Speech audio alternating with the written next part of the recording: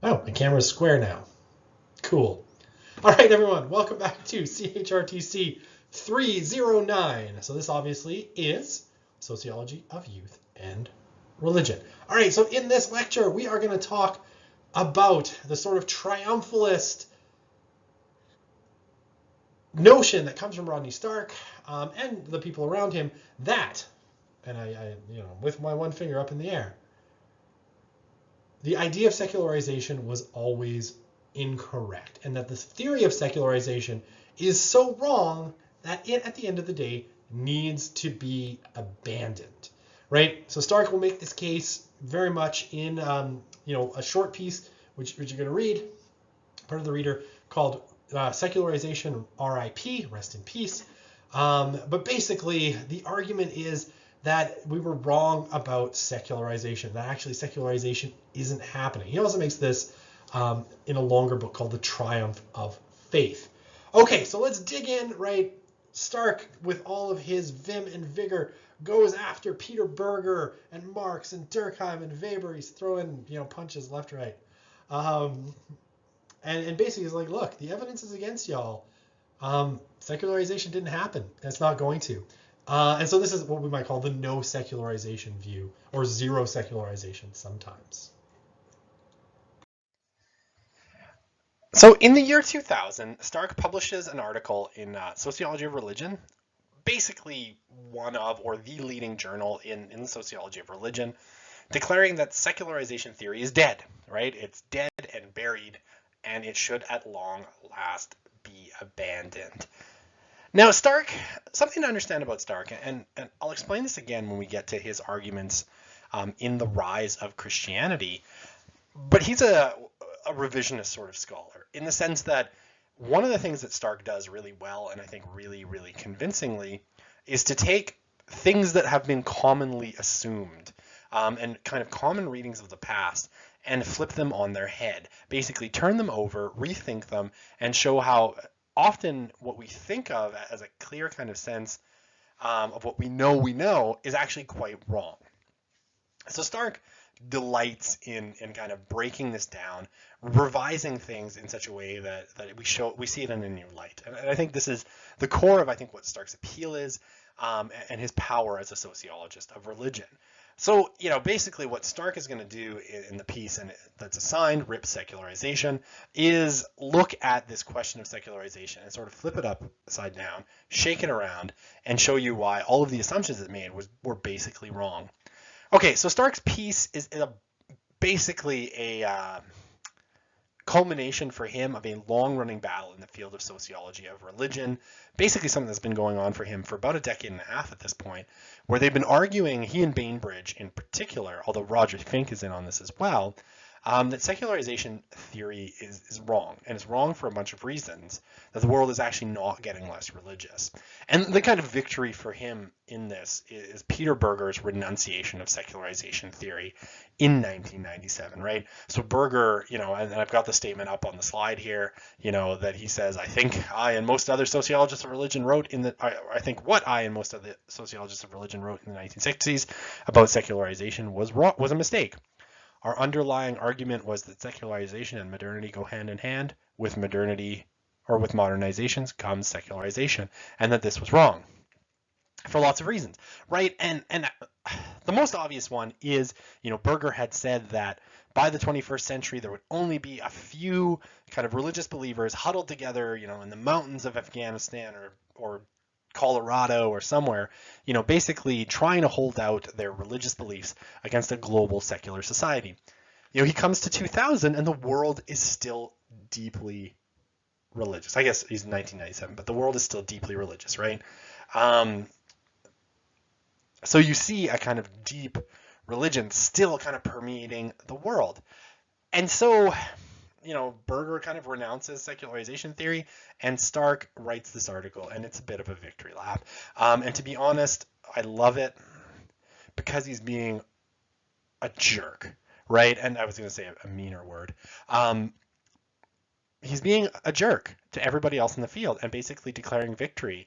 And he'll sort of do a little lap around them. And this is an article that that did not win Stark any friends on the other side, because he's basically, it's like the equivalent of being Nana Nana Boo Boo. It's really a snarky piece, but there's a lot of really interesting things in it. I'll be talking about it and also about his sort of book length expansion of it a few years later, a book called The Triumph of Faith.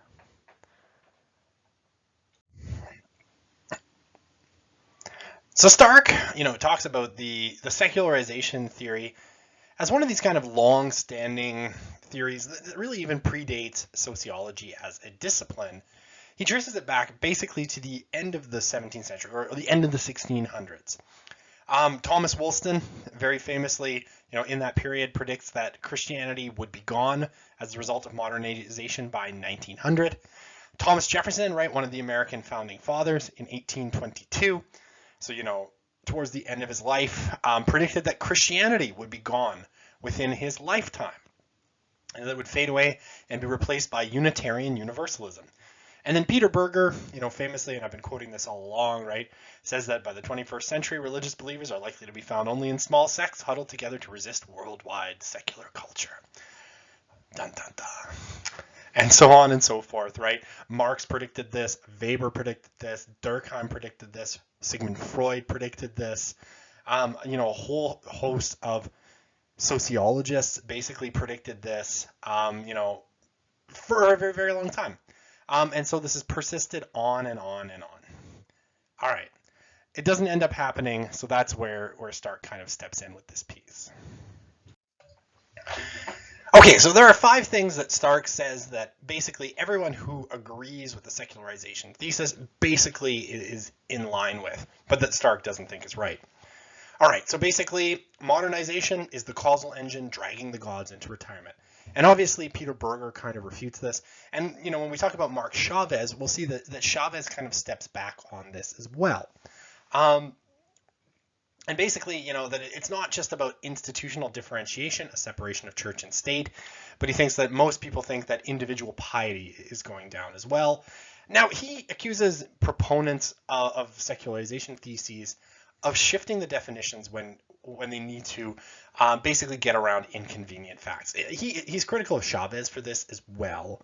And we'll talk about Chavez in a different lecture. And I have the reading from Chavez, but he says, they'll kind of scoot things around, right? The initial argument for secularization theory was, both institutional differentiation and declines in individual piety. And he says basically that, guys like Chavez will move the goalpost to say that, we're now talking about religious authority, right? That's really the measure of secularization, to kind of try and keep the theory alive. And that's a critique that Stark has, which I think is a fair, if not, I think 100% fair one. Science, on point number 3, has deadly implications for religion. And this is really, when you look at Weber, Durkheim, Marx, and all Freud, Sigmund Freud, all of the most famous kind of articulators of a secularization theory, science and rationalization, deadly. The 4th one, that secularization is irreversible, that basically once a society becomes secular, there is no going back.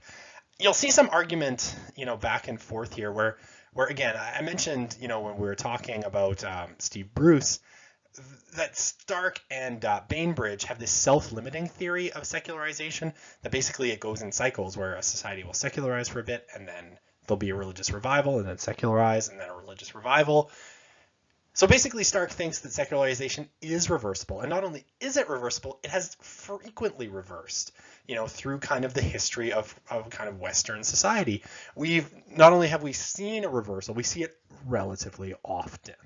Now, Chavez, broadly speaking, will argue against this, and Steve Bruce definitely argues against this. Like, the whole kind of ethos of that Steve Bruce piece, Religion is Alien, is arguing that there is not going to be a revival this time, that the conditions have basically completely changed now in moving things away from religion in the West, and that we're now moving more towards secularization, which is a bold assertion, and one, I hate making predictions specifically because my predictions are always wrong. So Stark thinks secularization is reversible. Chavez, I think, is less sanguine on this. He suggests probably that we've entered a different period now where revival is less likely. Not impossible necessarily, but far less likely, and likely to go less deep, right? And in the piece that I assigned from him, you'll see that in kind of spades. Okay, and the last thing, and here you see that especially in that Peter Berger quote from the last couple of slides.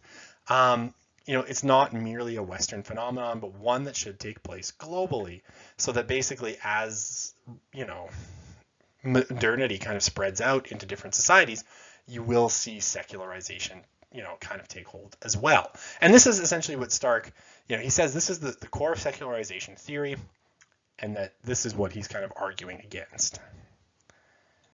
All right, and this is why I love Rodney Stark, because I think his most provocative claim about the secularization thesis is that basically the reason it gained such prominence is that it was based on a false reading of the evidence, like a completely false reading of the evidence.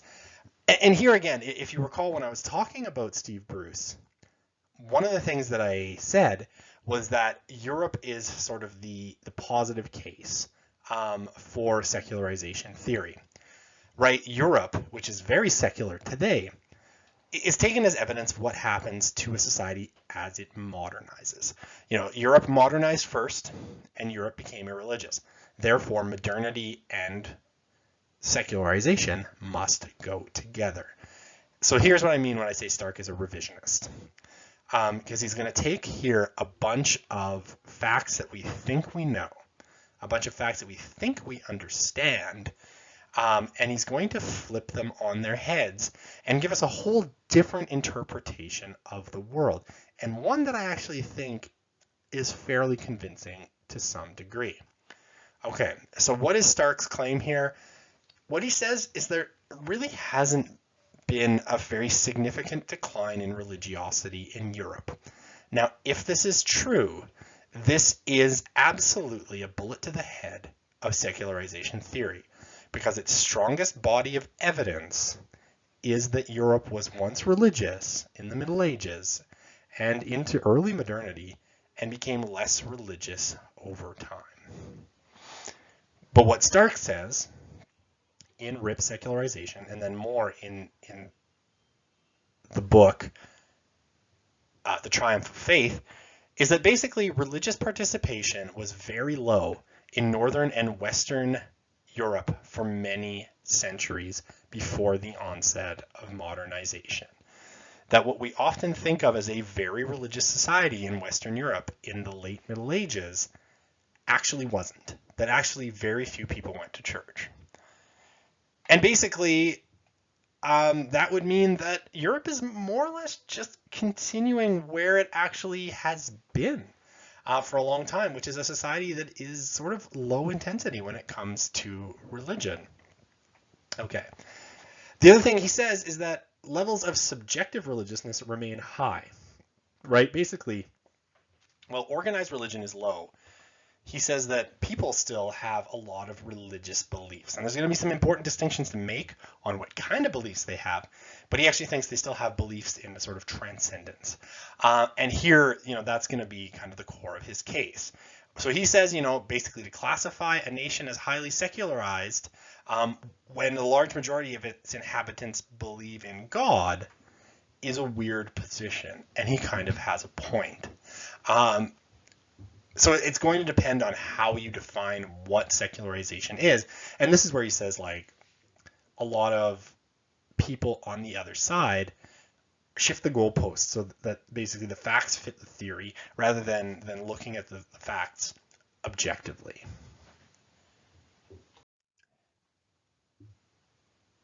Okay, so in order to prove his point, about the fact that Western and Northern Europe in particular were never all that religious, Stark basically does a sort of historical survey of Christian Europe, and he basically comes up with what he calls the myth of past piety. Right? So we have this idea, and we have this idea coming in a sense out of the Enlightenment, that Europe in the Middle Ages was this super religious place. Everybody went to church. Everybody believed 100% of what the church said. The church ran everything. It was a deeply religious society, one that was anchored deeply in the Christian tradition, so much so that wars were fought over it. All right. What he says, basically is that this is wrong. Now, what I'll say about the evidence, that he's using here is it's interesting, and it's very stark, like Rodney Stark, not Stark in the sense of like, right in your face. It's very Rodney Stark. He likes to do this, and you'll see a lot of it when we talk about his book, The Rise of Christianity. The most interesting thing that he does is he sort of goes into what wouldn't be technically considered, I think, sociological evidence, but is historical and kind of anecdotal evidence, and uses it to build kind of a cumulative case. Now, he does this very well, and he's very good at this. Whether this holds up to scrutiny is a question that I think is worth asking, because it's not always evident to me that you want to build an argument this way, and I wouldn't necessarily feel super comfortable building a sociological argument using this body of evidence. But Stark does it, and he does it very well, and he's a very confident guy when it comes to this, and I think the case is at least compelling enough to consider. Okay, so what he says, all right, basically is that if you put together a bunch of these sources, what you can say is that basically, in the Middle Ages, what you have is Christian scholars and religious figures whining and complaining about the fact that nobody listens to them and nobody comes to church. Basically, so, this quote here from him, ordinary people during the Middle Ages and the Renaissance rarely entered a church, and their private worship was directed at an array of spirits and supernatural agencies, only some of which were recognizably Christian. Now, there is a ton of evidence for this, by the way, that basically what ended up happening in kind of Christian, quote unquote Christian Europe, you can't see me, so you can't see me doing scare quotes, Christian Europe, was that a lot of pagan and non-Christian traditions and figures basically got folded into Christianity and remained sort of figures of devotion, but kind of broadly Christianized figures. So there's, pagan deities that were sort of turned into Catholic saints, things like St. Christopher, things that were just kind of invented, traditions from paganism that were kind of grafted onto Christianity, and technically took on a kind of Christian articulation, but still had kind of pagan roots at the end of the day, right? A lot of the things, you'll see sort of atheist memes on Reddit and other places about how Easter is named after the German goddess Estar, and that, bunnies and eggs are all these symbols of, Estar and pagan rebirth. Some of that stuff is true. A lot of that kind of got folded into Christianity. And then some of the practices, ended up still being sort of recognizably more pagan than Christian. So it's just like a Christianization that was never sort of total and complete of a lot of these regions. Complaints, in kind of the literature of the time, letters from priests that, priests couldn't properly perform mass because they didn't speak or understand Latin. Seminaries really didn't exist. A lot of times, people purchased the role of priest for their, second or third son, who probably wasn't terribly interested in actually being a priest, but needed a paycheck from someone. So yeah, medieval parishes in Europe often had no pastor or absentee pastors. And the absentee pastors were often, the title of priest that had been, say, purchased from the local bishop for someone's third son who didn't speak Latin and wasn't about to be a priest or do any of the things that priests do. And therefore never actually showed up, so that when, bishops went to kind of tour their diocese, they found, parishes empty, or parishes that had actually been converted into barns, right? Where basically someone was storing their livestock inside of a barn. And Stark cites this, and it's kind of interesting, right? It's a kind of covered building. And a big one, so there you can store your animals. A big survey of the surviving parish records in various parts of Europe and the surviving kind of churches themselves suggests that the buildings were too small, right? Basically that, in even relatively small counties in places like England, the churches were tiny and far too small to hold, the entire population of the region, even if multiple services had been offered, on a given Sunday. So that basically, the conclusion from that is, well, obviously the buildings couldn't accommodate everyone, so not everyone was going, right? People were just not that interested in going to church. And then lots of anecdotal evidence from, pastors writing at the time, that even when people did go to church, they either went unwillingly or they behaved very inappropriately. And then, some anecdotes, that people were drunk, were using the church as a place to sleep it off, or people coming into church with their animals, dogs especially, and, cursing and burping and farting through mass. And not really understanding the solemnity of this thing. So what Stark, basically uses here, and again, none of this is dispositive, but I do think it suggests that our vision of the past as this, especially the European past, as a time where everybody was deeply religious and everybody went to church, and, only now have we, under the influence of modernity and reason, have we basically become less religious.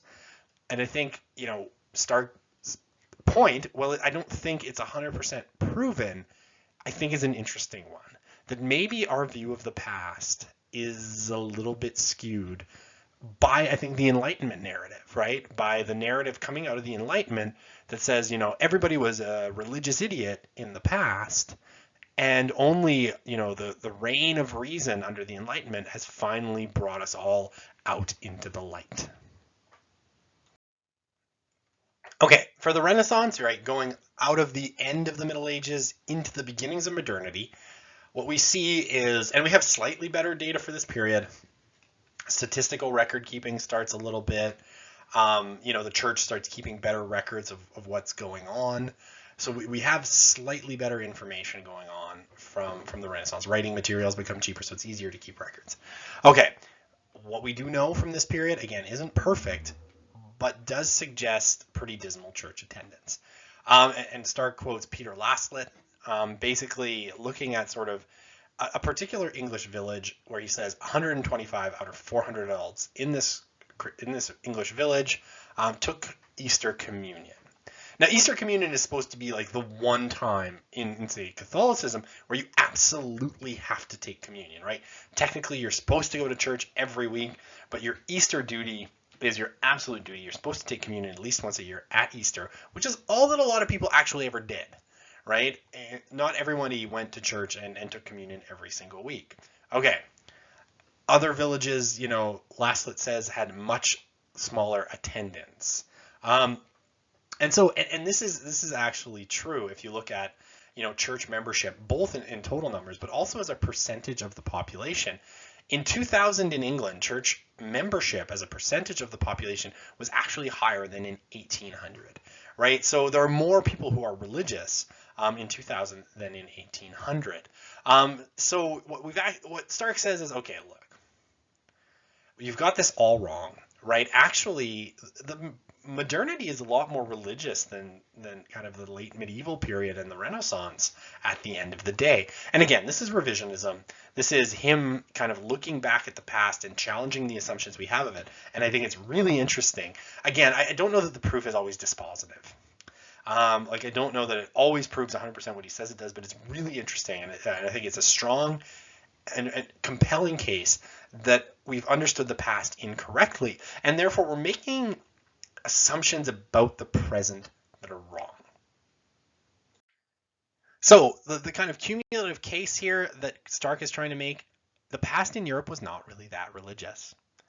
So the perception that something has dramatically changed and that secularization has taken place, right? The key piece of evidence for the secularization theory is secularized, modernized Europe. If Europe is taken out of the equation, the whole thing is a lot weaker. Okay. And then this quote from Andrew Greeley, Father Andrew Greeley, who was a Catholic priest and a sociologist at the University of Chicago, set up the National Opinion Research Center, or NORC, that does the General Social Survey. This guy knew what he's talking about. He's a friend of Stark's too. there could be no de-Christianization of Europe because there was never any Christianization in the first place. Christian Europe never invented. Boom, the house of cards of secularization thesis falls, at least according to these guys. And I think it's an interesting and powerful case. All right, a little bit more evidence here to talk about, like a little bit more to kind of Stark's argument. And I've alluded to this a little bit, when we talked about religious market theory, but I want to touch on it again. All right, so what does Stark say? Right, basically what we know about the Roman Empire, and we'll look at this when we look at the rise of Christianity, Stark's book. The Roman Empire was being Christianized in the 4th century, right? And it had been going on basically since about, a pretty strong Christianization had been picking up steam. Starts really small. By the end of the 2nd, beginning of the 3rd century, there's significant Christian minorities in the Roman Empire, and this picks up by the middle of the 4th century. Basically you get at least half of the empire kind of organically becoming Christian. And then things go kind of skewy because the Emperor Constantine converts and makes Christianity the official state religion.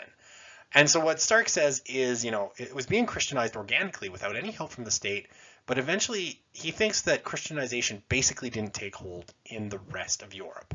So why? And here, Stark will end up supporting his kind of market theory of religion as well with this piece. So you have to see Stark's work kind of folding into each other or into itself. Okay, so basically what he says is that Christianity's adoption as the state religion of the Roman Empire and then of feudal Europe, once the Roman Empire in the West collapses, actually is responsible for the failure of Christianity to Christianize Europe and then potentially the rest of the world, right? Christianity is a really interesting and powerful religion, is that it spreads, and it continues to spread to this day in ways that's relative by conversion, in ways that are relatively rare for other religions. Okay, so what happened? Well, he thinks that Christianity, once it became the state religion, got lazy. And again, going back to this argument about market theory and religious monopolies, he thinks that religious monopolies basically get really lazy, right? So what happens, right? Prior to becoming the state religion, there's all sorts of religious figures that are super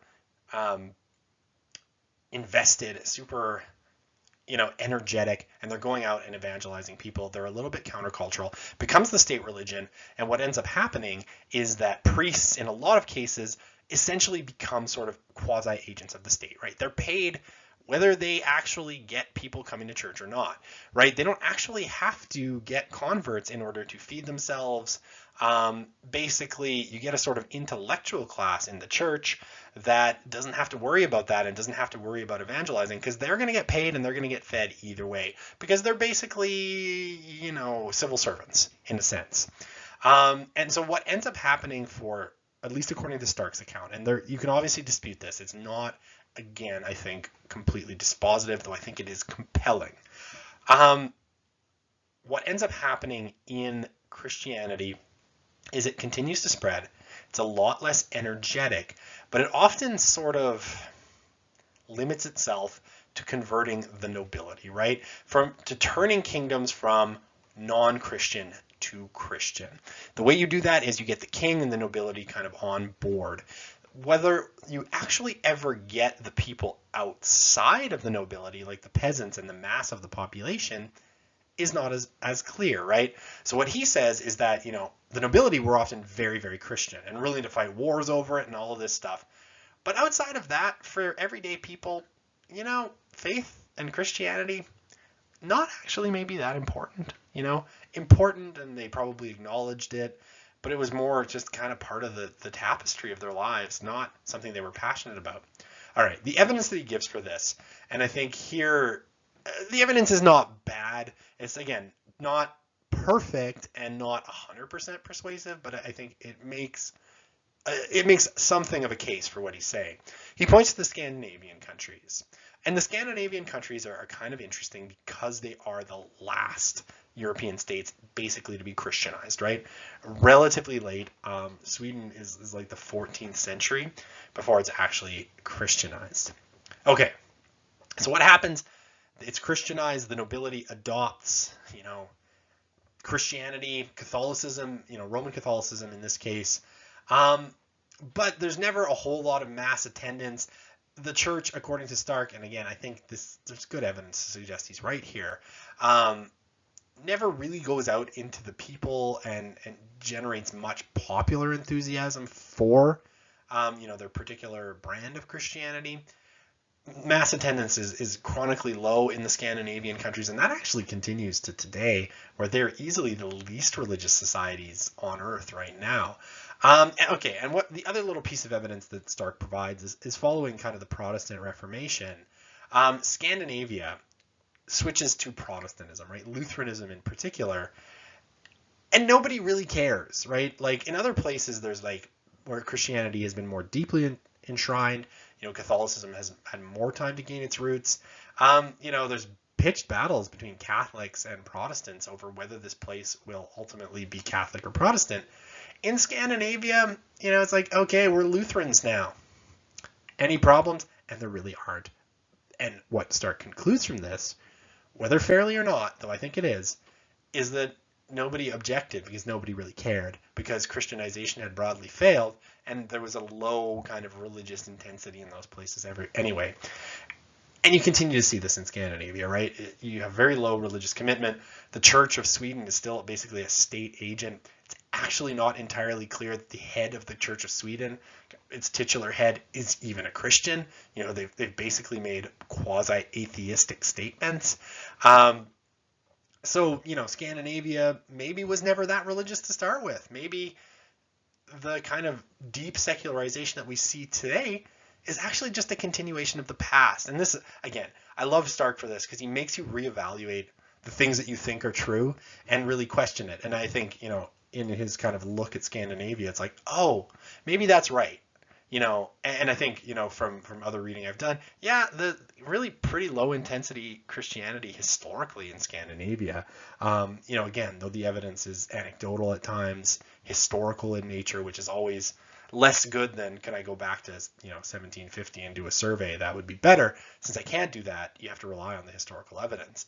And the historical evidence from Scandinavia seems to suggest Christianization never really takes place there. Nobody outside of the nobility cares that much. I mean, they are Christian, but it's a kind of surfacey Christian, and it blends with elements of kind of Scandinavian folk religions at times.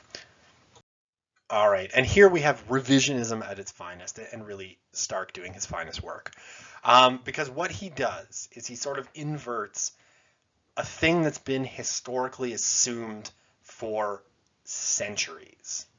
Right? And I mean, going back to the Enlightenment, going back to guys like Edward Gibbon, who wrote this like 6-volume set, The Rise and Fall of the Roman Empire, which became, for a long time the sort of go-to history of Rome. What basically, all of these past accounts have suggested is that it was Constantine's conversion to Christianity that ended up causing the triumph of Christianity, right? Christianity was a really small, kind of unimportant religion in the Roman Empire. Constantine, for some reason, converts, makes it the official religion, and then Christianity explodes. What Stark does, and we'll take a really deep look at this when we talk about his book, The Rise of Christianity, which is super interesting, and I think one of the best sociology of religion books ever written. What he says is that no, you're wrong. What Constantine did by establishing this as a state monopoly is he actually slows its progress, removes its vigor. It's a bunch of lazy, intellectuals, not evangelizers, in charge of the thing, and twists its moral vision so it becomes an agent of the state rather than a religion with a true moral vision. And if you want, I'm going to make a controversial comment here. If you want to see how this works today, and how the association with a particular state agent can drain a religion of its moral vision, look at the way that unfortunately a lot of American evangelicals have associated with Donald Trump, right?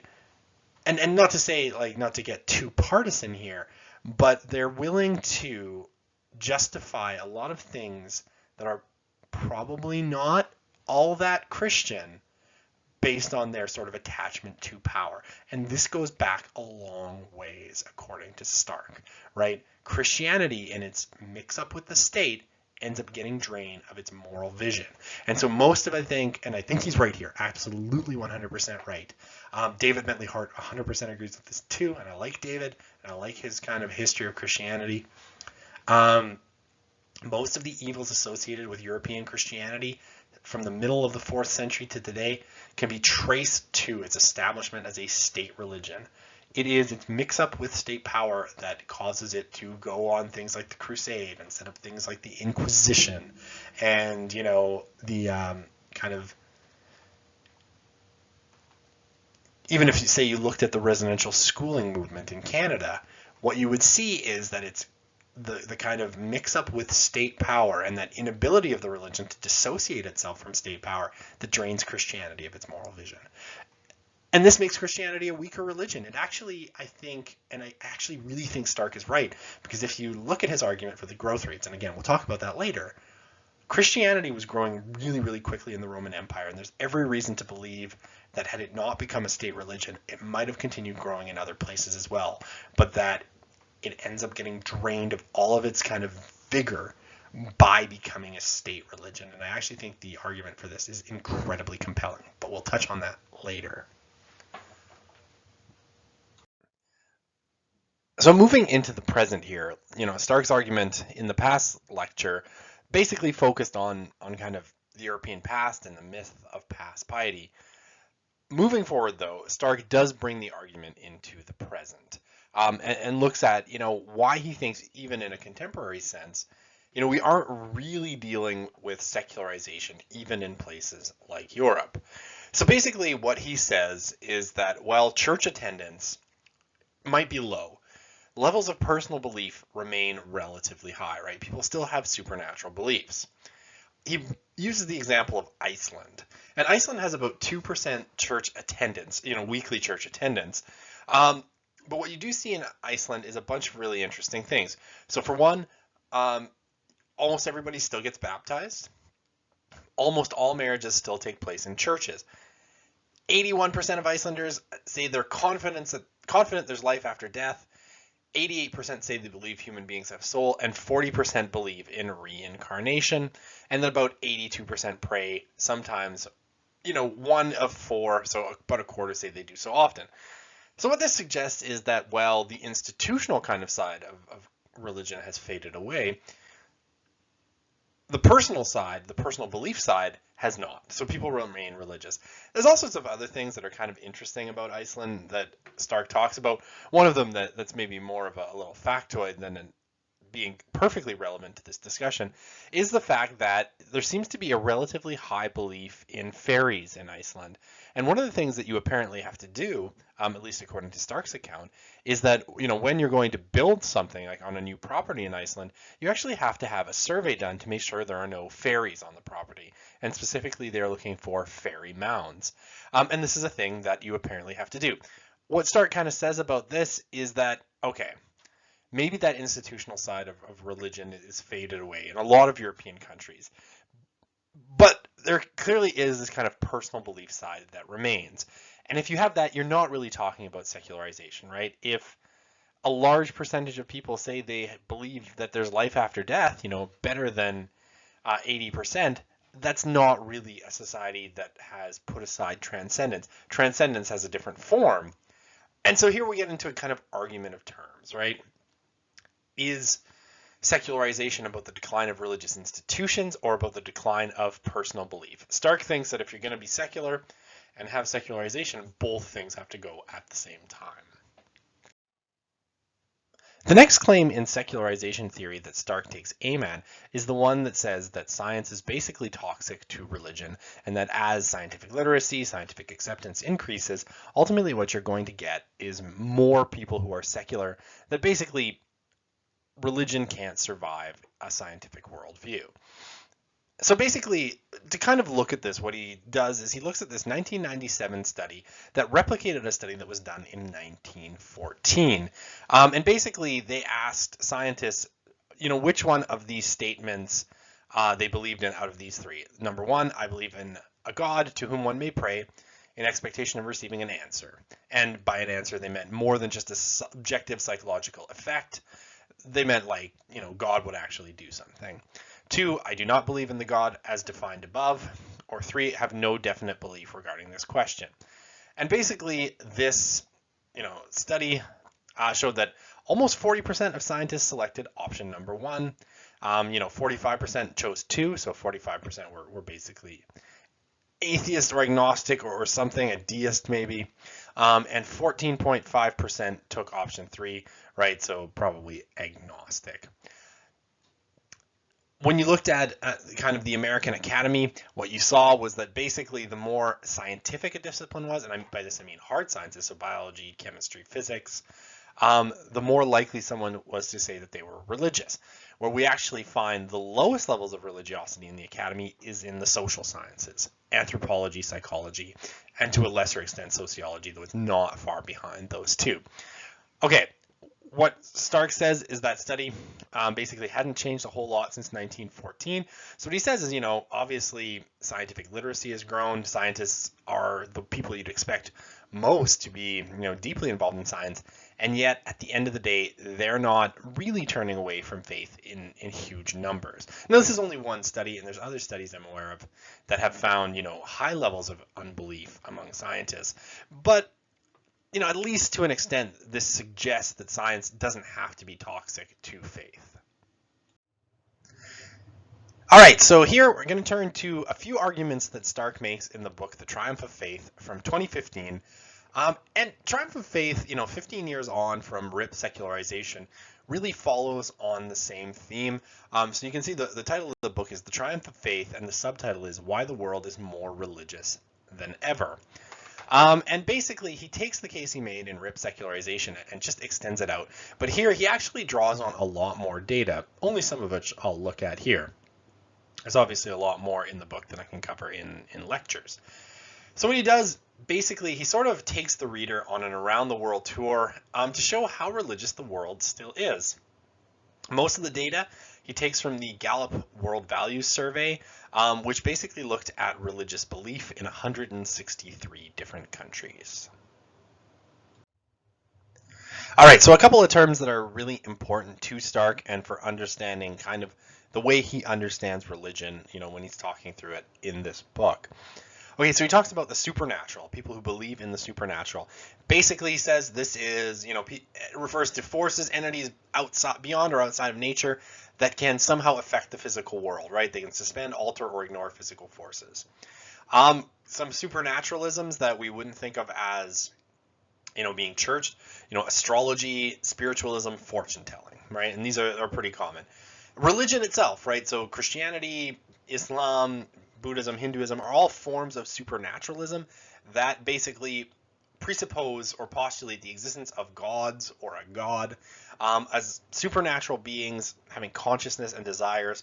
Now, obviously, there's a lot of differences in the way these gods are conceived, right? And say the god of Judaism, Christianity, and Islam, conceived of as, pure spirit outside of time and space, is going to be different than, say, a lot of the Hindu pantheon, or the old pantheons of Greek and Roman and Egyptian mythology.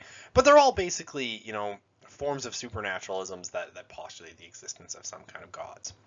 Okay, in terms of what kind of religions we see in the world, he basically makes the distinctions between church religions and unchurched religions.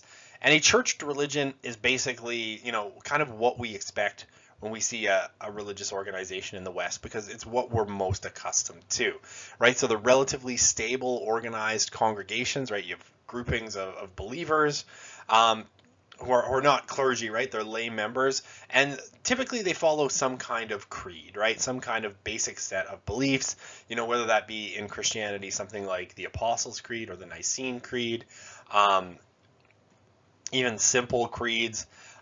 Jesus is Lord, technically a creed. There is no God but God, and Muhammad is his prophet, also a kind of a creed that everyone is more or less expected to assent to. Um, yeah, and people who are part of these congregations are expected to participate in church religions regularly and exclusively, right? You're not supposed to, be Roman Catholic one weekend and be an evangelical Protestant the next, and then go to temple, or do Shabbat, right? You're supposed to sort of be exclusive because you're supposed to assent to the creeds, and you can't do that if you're jumping around all the time. Unchurched religions and unchurched supernaturalisms are basically, supernatural systems that have no organized congregations and usually lack a creed, right? So they can be very pale male in their sort of organization. Stark takes a bunch of data from the World Value Survey um, that I mentioned a few slides ago. Okay, so basically what he says is that the World Value Survey really strongly suggests a world not so much where secularism is on the rise, but one in which religion is as robust or more robust than it's ever been. So when you look at kind of the global population as a whole, 81% claim to belong to an organized religious faith. 3/4 say religion is an important part of their daily lives. Half say they've attended a religious place of worship in the last 7 days. Over half, 56%, believe that God is directly involved in the world. Atheists make up only a significant portion of the population in Vietnam, China, and South Korea. Two of those are officially communist countries, and there's reasons, in the case of China, to question the number when we talk about atheists as to how accurate it is. And we'll get into that. Certainly we're going to talk about China in detail later in the course, but we'll get into that a little bit in this lecture as well. Without reading all the numbers that are on this chart, you can clearly do that yourself. You can see that, if you basically take the big four religions in the world, the percentage of people in those religions makes up well over, 75% of the people on Earth today. Secular people, people who say they're not religious, 19%. Importantly, Stark says this includes China. And China's numbers are a little bit suspect here because, as an officially communist atheistic state, there's the potential that they're suppressing the numbers of people who are religious or measuring religion in such a way as that it backs up a sort of state ideology. So there's reasons to doubt this, and you'll see that on the next chart. So if we exclude China from the official numbers, basically what we see, again, is really healthy numbers for all of the major religions in the world, and that secular number goes down to about 1% of the human population that says they are secular. So basically that's because, the Chinese report that, or the Chinese Communist Party reports that everybody, or more or less everybody, is secular or an atheist because that's part of their official state ideology. That excluded, and there's reasons to doubt, the Communist Party of China's numbers on this. Excluded that, secular people probably only make up about 1% of the population everywhere else in the world. So Stark says that the world today is far more religious than it was in 1950. And basically, at the end of the day, he'll claim that not only are there more believers as a kind of raw number, and obviously the population of the world's risen sharply since 1950, but also that in terms of religious participation and intensity, it's a lot higher than it used to be. And, people who were, non-religious in 1950 or in the 1960s, today, we see pretty robust growth in some places that you might not expect. So one of the examples he gives is China. Roughly speaking, when Mao Zedong's communist revolution took over in China, we think there were about 5 million Chinese Christians. Today, and under really harsh conditions and often state suppression, and though we don't know the exact number because not all, people who are Christians in China are open about it, the number probably sits somewhere between 100 and 250 million in China.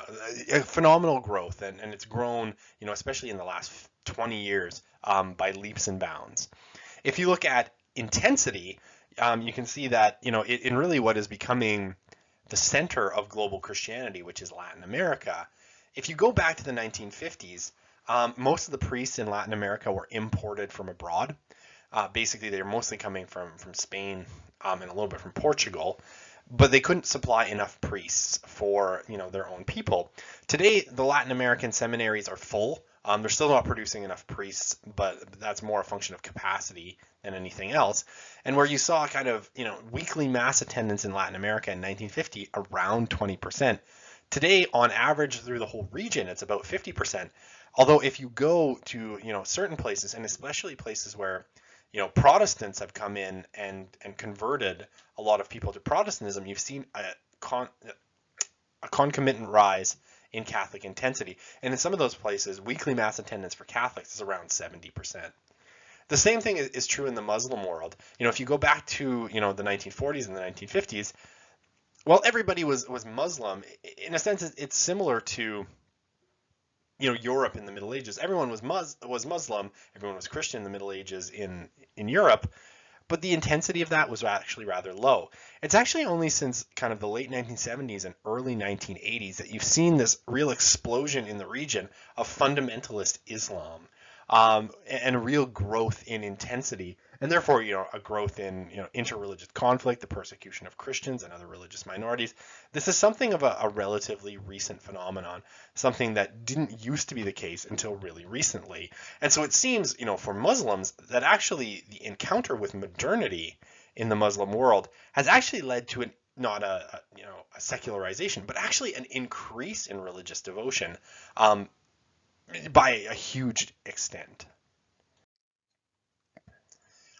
So even in Europe, the exemplar of a secular society for most secularization theorists, what Stark says is that you see unconventional supernatural beliefs exploding, right? A huge percentage, right? Again, I won't read the categories to you, but you can see that, in some places, belief in astrology, nearly a third of people believe in astrology. In Western Europe, when you get to Eastern Europe, you're talking, majorities in a few places, Bulgaria, Latvia, with strong contenders in Russia and Slovakia. So what Stark says is, yeah, we've seen, declines in religiosity, in certain places, right? In Europe, obviously, it's not as religious as it used to be in terms of structured church religions, but unconventional and unchurched supernaturalisms. What we're seeing is actually a huge growth in that. And so the point there being that, okay, yeah, people may not be attending the local Roman Catholic Church, but they're not unreligious, right? They've not stopped believing in some kind of transcendence, some kind of supernatural power out in the universe. It just happens to be that it's a much more personalized and much less kind of formed system than it was in the past.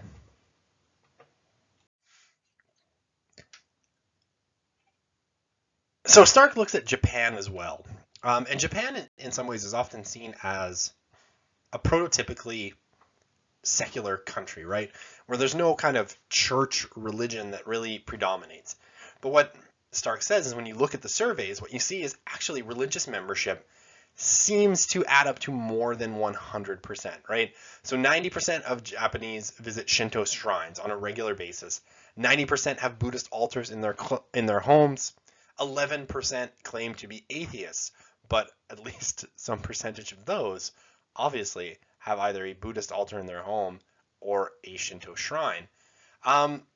What Stark says is, broadly speaking, and this is true of actually a lot of Asian societies, one of the problems with measuring religion is sometimes in the way that we ask the question. Some of the religious kind of questions we tend to ask are sort of Eurocentric or Western centric, measuring the kind of religions that we're most familiar with. When we get to a place like Japan, a lot of the religions are actually unchurched, right? There's not, Buddhism, especially kind of in the forms that it's taken in Japan, is sort of very amorphous, right? It doesn't really have strong institutional roots. There's also, ancestor worship and different forms of kind of indigenous Japanese religion, Shinto being just one of them, that are not churched in the way that we think of them, and certainly don't have organized congregations in the way that, say, Roman Catholicism or Protestantism has. Um, and so, what ends up happening is people actually say, they might have Shinto beliefs, go to Shinto shrines fairly regularly, but they'll say that they have no religion because, the way that sometimes the question is asked suggests that, are you a member of a religion? Well, they don't think of it that way. It's a slightly different way of thinking about things, but they hold a lot of supernatural beliefs, as we'll see on the next slide. All right, so just kind of two really quick examples of where Japanese life is sort of suffused with religious practices. In Japan, typically when you buy a new car, you drive it to the nearest Shinto temple to have it blessed, right? That's the picture that's up on the slide here, is someone has taken their shiny new Lexus over to the Shinto shrine and it is being blessed. When you buy property, there's a tax included by the government for a Shinto ceremony to purify the land spiritually. So you buy the land and then someone comes out, with a government check that you've paid for with your tax to have the land purified. This is not, in Stark's opinion, a secularized culture. This is a culture with a lot of religious beliefs. They just happen to be religious beliefs that don't involve getting up on a Sunday morning or Saturday or Friday and showing up and being part of a congregation. But they are religious beliefs. And so here, is some of the real argument that Stark has with some of the other people in the field, that he thinks that this is clearly a supernatural belief and this is clearly not something that would fit under the lens of secularization. But guys like Bruce and guys like Mark Chavez will disagree with that for different reasons. Okay, so basically what we have on this chart here, which is from the book, is a bunch of basically questions they ask about a bunch of religious practices. And what we see, essentially is that Japanese people, broadly speaking, answer in majorities in every single question, suggesting that they have a bunch of spiritual beliefs. So Stark takes this to mean that, yeah, secularization, that's on pretty shaky ground, because at the end of the day, this paragon of the secular world apparently has people who are pretty deeply religious in the way that they have a lot of spiritual and transcendent beliefs. So Stark suggests too that China today is far more religious than we tend to think it is. So, a bunch of different points of evidence that we can talk about, and we'll look at China in depth a little bit later in the course. But what we can say is that, at the beginning of the communist era in China, there were somewhere around 5 million Christians. Sometimes they were called, derided as rice bowl Christians, because the assumption was, that basically they were hanging around a bunch of Protestant missionaries that had set up shop in China because these people offered them rice. Right? There was like charitable missions and schools attached to the missionaries where they fed people, and these poor kind of Chinese peasants would come and eat. And so they were called rice bowl Christians because the assumption was that basically they were just there for the food, right? They were sort of free riders. So the assumption was by a lot of sociologists and a lot of religious scholars that, with a lot of government persecution, under Mao, under Deng Xiaoping, and subsequent kind of Chinese governments, which haven't been easy on Christians, that basically the Chinese Christian population would have disappeared almost entirely. However, our best estimates today, after basically the persecution of Christians starts in the 1950s and has been running for 70 years almost. But today we estimate the number of Christians in China is somewhere between 100 and 250 million. A lot of these are in what are called house churches, right? Churches that basically operate out of homes rather than having, buildings for themselves, because the state viciously represses them in a lot of cases. And just in the last 2 years, there's been media reports of Protestant kind of Chinese pastors being, given 10-year prison sentences on trumped up charges, simply because they refuse to kind of, kiss the ring of the governing authorities. It's hard to know what the future is. If all things remain the same in China, the estimate is that by 2030, the number of Christians in China could rise to between 250 and 350 million people. And now this would be a sort of seismic explosion in Chinese society, because it would be literally, a huge minority, almost a third of the Chinese population, being Christian, it would also make China, oddly enough, the country on earth with the largest Christian population. And one of the surprising things, and again, we'll dig into this when we talk about China later in the course, is that Christianity seems to be rising not so much with the poor and those living in rural kind of settings, but it actually seems to be rising really quickly in the cities and among those who are young and college educated. Religion in general has become more popular in China. Since the end of kind of really harsh repression, although it's picking up again now under Xi Jinping, in the last 3 years have been a really dark time that have seen, 1 million Muslim Uyghurs thrown into concentration camps and sometimes forcibly sterilized to just, stop them from reproducing, which is, a dark kind of stain on the Chinese government. But religion in general has become more popular. Buddhism has become far more popular, as has Confucianism and a whole bunch of traditional folk Chinese religions that have never really gone away, but now are kind of getting a new breath under kind of eased restrictions on certain religious practices. So a study by the official kind of Chinese polling agency, and the results here are often a little suspect because people don't always answer them honestly. This is a company called Horizons. No other polling firm is allowed to do work in China. So it's the best numbers we have, though they may not be super reliable. But in this 2007 Horizons study, 72% who said they had no religion, so people who said they were secular, right? And you remember, if you look at that world chart, a whole bunch of people in China say that they are secular and have no religion, said during the past year, they venerated an ancestral spirit by that person's grave. So this is a supernatural practice, obviously, right? If you believe that there are ancestral spirits, you believe in some kind of supernaturalism. And this is basically the case that Stark wants to make. So 10% of those same people said they believed in the Jade Emperor, right? They say they have no religion, but they believe in the Jade Emperor or the God in heaven. 22% said they believe in Buddhism, but they have no religion. So we really have to make in China really strong distinctions between church and unchurched religions, because people will often, say they have no religion, but obviously that is complicated by a lot of things.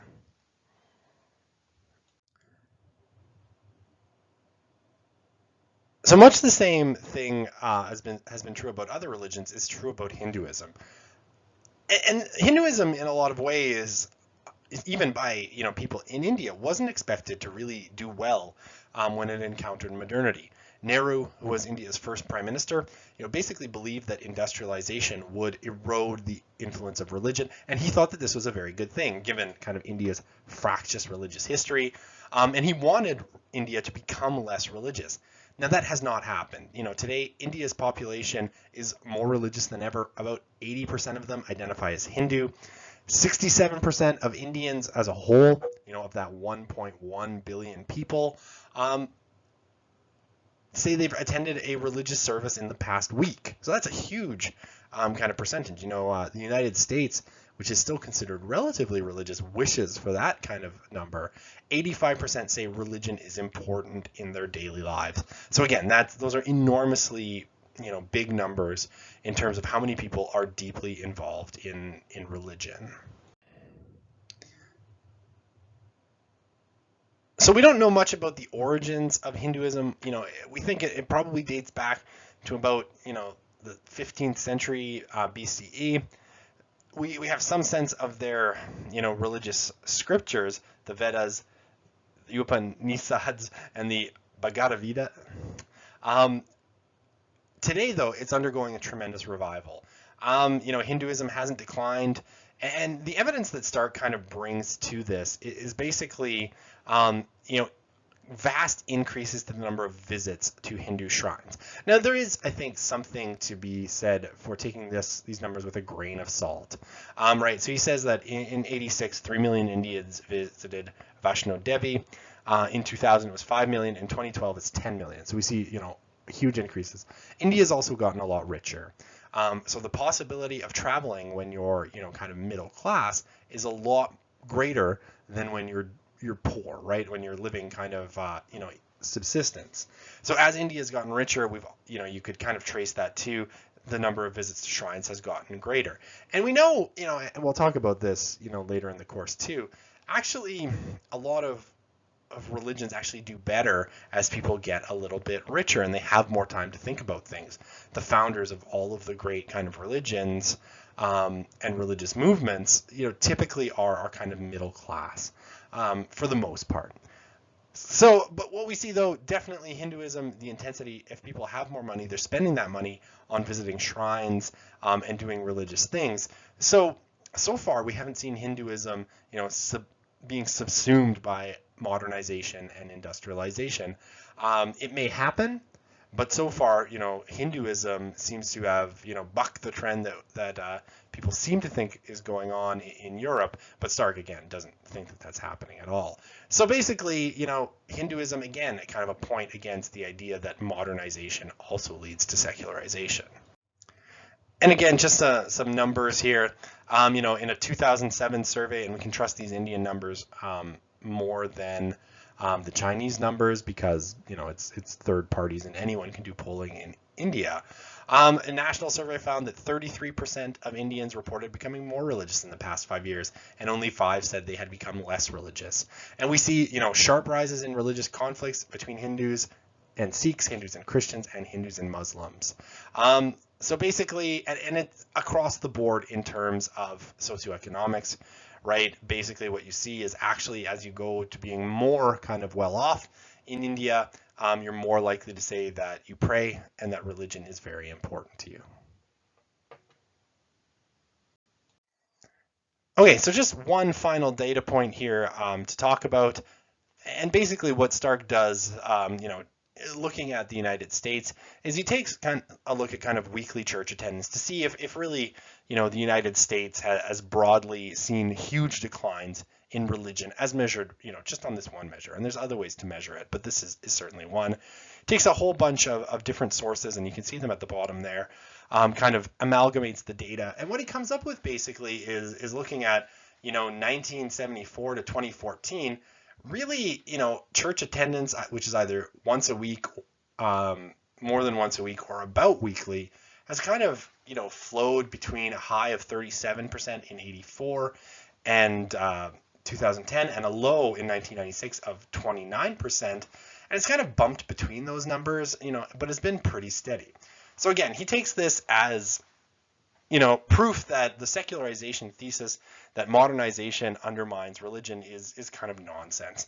Now, basically, the inherited model has more or less been abandoned. And I think Stark's arguments did a lot to beat up on the inherited model. And people have either kind of moved into, the Stark camp that secularization theory is wrong, or kind of moved into what are called neo-secularization theories, which will be the topic of our next lecture. Except for Steve Bruce. Steve Bruce is still an inherited secularization scholar, which in a lot of ways puts him at odds with the field as a whole. And it's why Rodney Stark and he hate each other to this day.